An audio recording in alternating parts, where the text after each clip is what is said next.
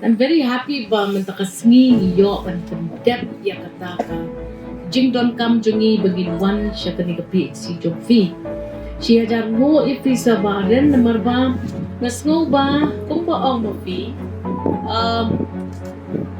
kajing ha na punta ikun ki hajar gimde berbat ke politics ke politik banyak IB ke assurance ba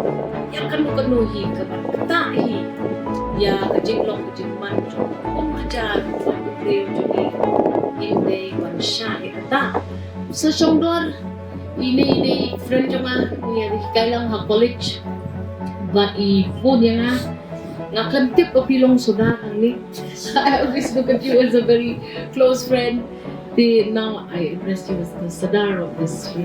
area. Sir, the presentation ko ay kala ay ni clear indication baha kabak pipan ya kanu pipan na pipan di kecil para mas nutra sibon ba pitip po ini ba makibani Emily along on the same page ba kasnong ru kala don katalang ni kwa ban depend Sibon Hapiki Village Health Councils Penyat yakini Jakarta Penyat Joko Sarkar kam tamle ha kapat kya kada kam kikle hi kasno jinjar sa but smutanat Sibon ba pilaya shimbiya kani ka benta ba pimpen I da kajinglong nuksa namaru MD juni usong na janjanga wong ang padri kisno naman ro bentang ay piting to jadi habang bigam di nong samsung di basta basman di basdeng di bishimkya dalam kapray na kajela ko I juni sa ngaru ngaya kubur lang bapi ba don kami ni pemimpression don kami ni pemimpression facility but kuboong I sa aden mentan I MLA juni ba ngin adjust laga kajaka kadai tang apenet nang ni Shabanya Chakta new facility ngin pa ike engineers kin morobot kin kami kin bed and tikna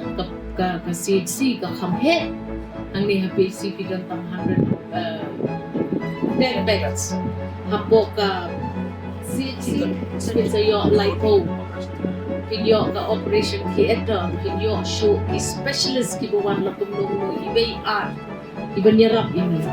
di snutanat sipon ba ladakal urlong sisya bangila pananlam ya kata ka accreditation jo ka PhD siya ka CHC nga long ka bakloy bangan ya sadlan na kapta Jofi bang akwa iki benra